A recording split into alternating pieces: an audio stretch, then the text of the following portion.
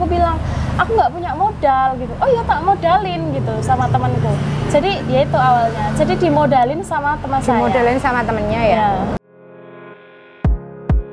Mbak, kamu apa kabar? Baik. Lama banget nggak ketemu ya kita? Iya.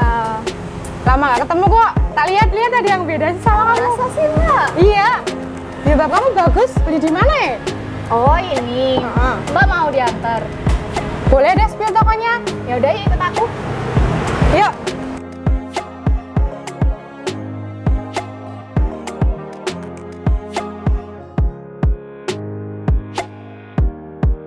Nah, di sini nih tempat aku beli hijab. Ya. Selain murah, di sini juga bahannya premium. Terus? Selain itu, kita bisa custom sesuai dengan keinginan kita. Iya kah? Yuk.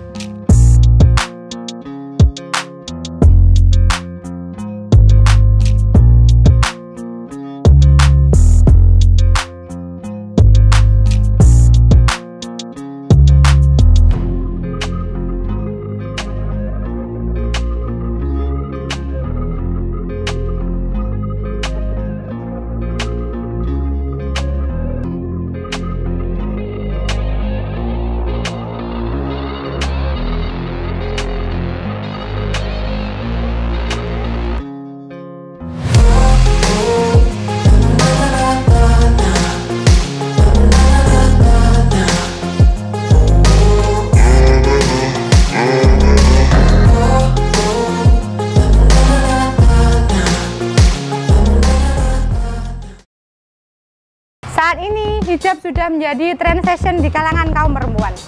Dari yang kualitas biasa sampai yang premium.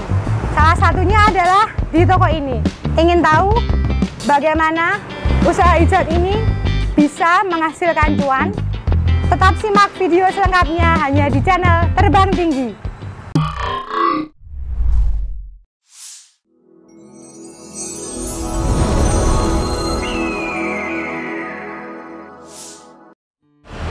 Selamat sore, Kak, boleh kenalan dulu? Oh ya, saya Darwati. Iya. Terus nyebut Nama usaha ini ya, tokonya. Iya. Nama tokonya DNA Hijab. Itu antara nama saya sama teman saya. Karena dulu yang modelin ini kebetulan teman saya. Oh gitu. Jadi iya. DNA kan, Iya. D saya Darwati dan A-nya teman saya namanya Ayu. Ayo, oh iya. Untuk lokasi usahanya di mana Kak ini? Ini Jalan Kebon Agung, dekat Toragan, Kecamatan Melati. Tepatnya Sleman. udah masuk Google Map belum? Sudah. Sudah, oh iya. Berarti nanti ketik Google Map DNA hijab itu langsung bisa muncul ya? Iya, bisa. Terus sudah berapa lama menggeluti usaha hijab ini? 2,5 ya, soalnya ini dulu awalnya kalau nggak salah bulan Juli 2020. Juli 2020. Iya. Berarti pas itu ya, COVID Iya, itu ya? pas COVID itu. Ya. Alasannya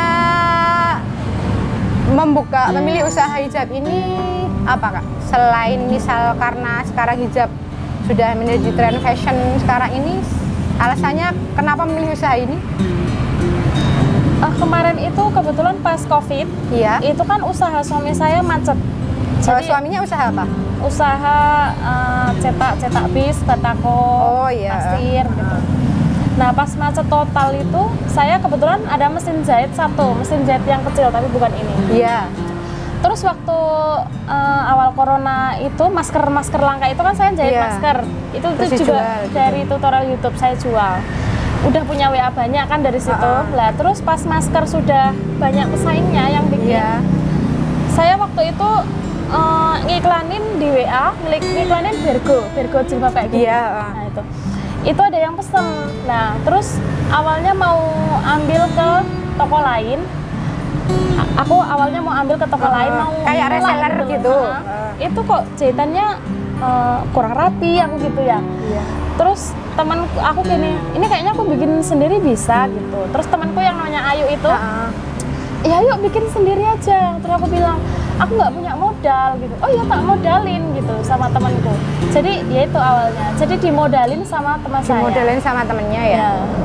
Berarti modal awalnya ini dari temennya itu ya? Iya. Terus itu nanti ke depannya sampai sini itu sistemnya gimana, bagi hasil atau gimana? Awalnya tahun pertama itu iya bagi hasil, tapi teman saya kan suaminya juga udah usaha sendiri. Iya. Jadi suaminya nyuruh temanku itu Bun biarin dilanjutin Mbak Dar aja gitu. Jadi terus temanku, Mbak ini sampai lanjutin aja, saya sampai sini aja gitu. Oh, Jadi saya ganti modalnya temennya jenengan iya. tadi ya. Terus berarti ini menjadi hak miliknya mbaknya ya? Untuk tempat usaha ini sewa atau punya pribadi? Ini sewa. Sewa. Kalau boleh tahu sewanya berapa? Ini kebetulan punya bapak mertua sendiri. Oh, punya bapak Tapi mertua. tetap saya nyewa karena iya. ya biar apa ya, nggak mau gratis aja. Ya, Ini saya per istilahnya bulan 500.000. tidak memanfaatkan gitu ya. Gitu. Berarti untuk modal awal itu misal diakumulasi antara modal bahan, modal sewa, modal itu kira-kira berapa, kisaran berapa? Oh, kalau pertama saya nggak di sini, saya di kios sebelah tempat usaha suamiku, jadi kan udah nggak masuk sewa. Oh, Karena iya. saya awalnya modalnya itu temanku tuh buat beli kain 1.900.000, saya masih ingat banget. Itu sama Buat beli bahannya ya? buat beli kain sama mesin jahit satu ini. Mesin jahit yang ini? Nah, ini modalnya dari teman saya. Jadi pas teman saya mundur itu saya ngangsur itu. Oh gitu ya. Ya. Terus untuk pemasaran hijab ini sendiri lewat apa Mbak biasanya? Dari medsos mungkin atau udah ada toko online-nya? Apa ya, ini saya awalnya juga karena teman-teman reseller sih, jadi saya buka reseller. Oh gitu. Ya gitu, ada grupnya, grup di WA gitu. Jadi saya kalau ada model baru, saya foto, saya post di situ Upload. beserta keterangan sama harganya. Berarti Mbaknya kayak udah punya yang ngejualin gitu ya? Iya. Tapi awalnya tuh saya nggak nyetok kayak gini. Jadi awalnya saya ada orang pesen bergo misalnya 5 gitu, saya jahitin, saya bikin. Dibuatin. Makanya sebelah kan tempatnya sempit, nggak ada tempat ya. Terus temen saya gini nyaranin, semua tuh pokoknya nggak dari saya sendiri kan, sebenarnya saya Idenya dari temennya, saya nggak ada, temennya Mbak tadi ya? karena saya sebelumnya juga nggak pernah usaha apa-apa, jadi saya nggak punya ide apa-apa. Jadi kebanyakan tuh dari teman-teman itu, misalnya kan ada yang teman kesini ngambil jilbab ya, kan nggak saya pajang. Terus temanku gini, kamu tuh eman-eman loh pinggir jalan gitu. Mbok yang spot ini tuh bagus, dipajang, beli hanger, beli standing hanger kan gitu. Terus ya udah yang misalnya pesanan 5 saya bikin 10, yang 5 tak pajang gitu. Lama-lama alhamdulillah ya bisa jalan gitu. Untuk usaha ini sendiri dijalankan sendiri atau punya karyawan mungkin yang membantu? Dulu awalnya saya sendiri sama Mbak Ayu itu, pas Mbak Ayu udah mundur sama adik saya dulu kerja di Jogja, kalau malam bantuin saya. Oh gitu. Iya. Kalau sekarang Adiknya sudah pulang kampung. Sudah pulang kampung. Iya. Terus ada yang membantu atau masih dikerjakan sendiri? Oh, sekarang alhamdulillah udah ada yang membantu. Yang di toko 1 itu serabutan, kalau motong kain bantuin motong kain, sama bantuin jahit juga, sama ngelayanin. Iya. Untuk sama penjahit ada dibawa pulang. Oh, berarti selain yang jadi sini ada yang jadi dibawa pulang gitu? Pokoknya dibawa pulang. Ya. Kalau kebanyakan kan pesanan seragam buat itu loh, misalnya ibu-ibu pengajian gitu ya. Nah itu kayak gitu nanti jahitnya dibawa pulang. Oh begitu.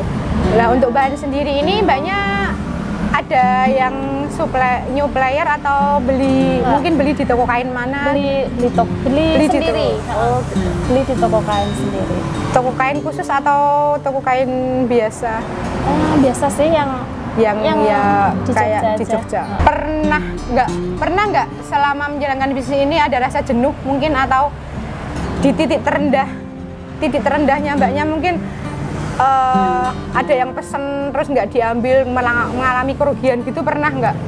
Kalau kerugian alhamdulillah belum Pernah ya? Cuman kalau mental itu tuh sering banget.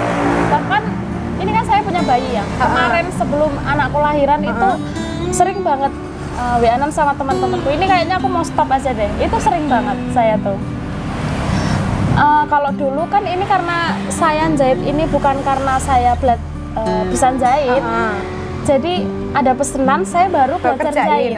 Gitu. Saya cuman tahu konsepnya aja. Tapi kebiasa kan butuh terbiasa kan terbiasa. Itu bisa karena terbiasa ya. Masih amburadul gitu. Jadi dulu tuh sering dikomplain orang. Ya bukan dikata-katain ya, cuman kayak namanya ibu-ibu kan ya nggak ngata-ngatain oh ini jelek ini enggak, cuman kayak nyindir terus kayak nggak puas kayak gitu-gitulah ya.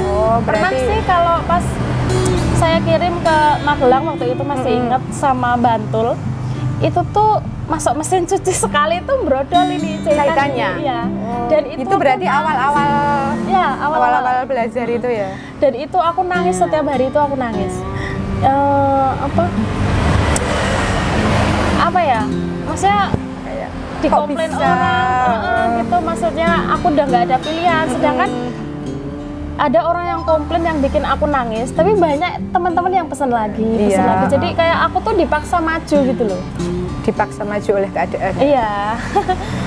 Berarti untuk bisa keluar dari titik terendah ini memang ada support dari teman-teman ya, terutama teman-teman itu sih.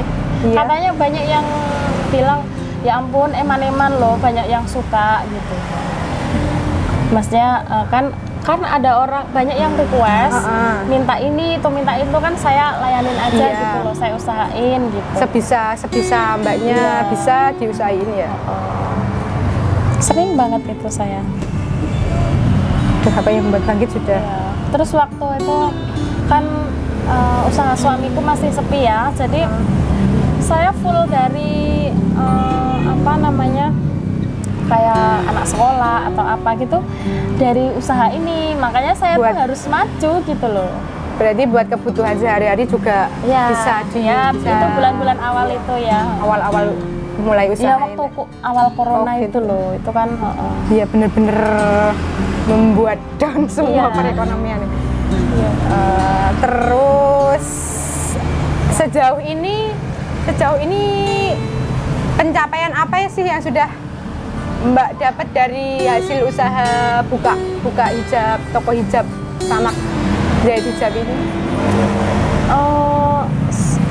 Apa ya pencapaian, maksudnya untuk bisa omset mungkin omset kisaran berapa per kalau bulan? Omset sih ini kan karena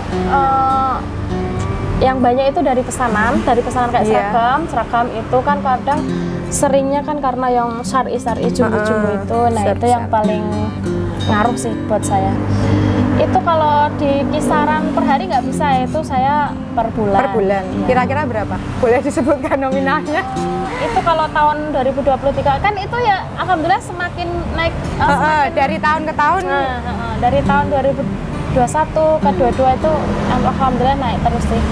Kalau kisarannya berapa ya? Mungkin di bawah 10 sampai 20. Ya, tapi itu kan kadang tuh bulan ini misalnya rame banget, banyak pesanan, tapi bulan besok sepi. Paling orang reseller satu dua gitu sih. Untuk pencapaian sendiri misal sudah bisa apa ya?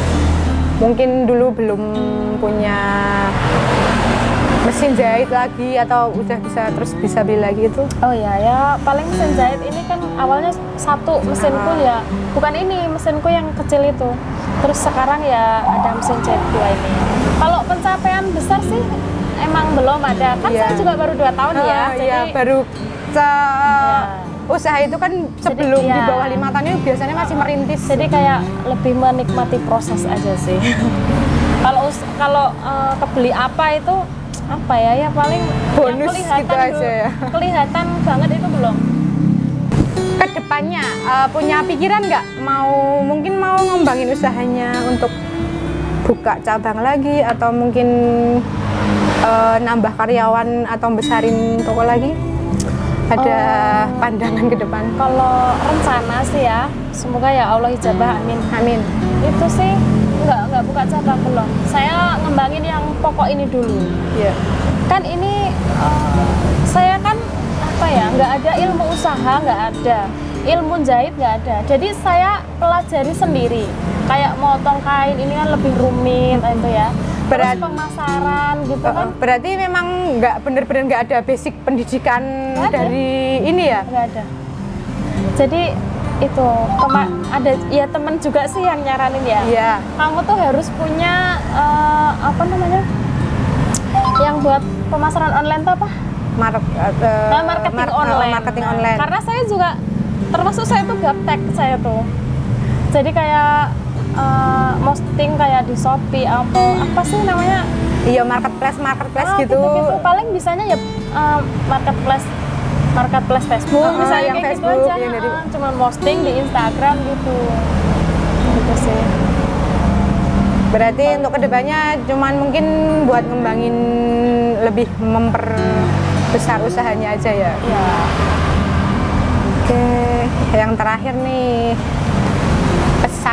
pesan untuk para anak muda yang baru mau mulai usahanya ini apa nih? Biar mereka tetap bisa oke lah, ayo aku bisa mulai berwirausaha. Apa ya? Mungkin lebih ke jangan menyerah sih, karena semangat itu juga naik turun. Jadi kadang semangat, kadang enggak. Terkadang ada aja yang bisa membuat itu ya, down ya, kita down. Ya pantang menyerah sih. Kalau dari saya semangat juga, tapi saya sendiri tuh semangatnya tuh naik turun.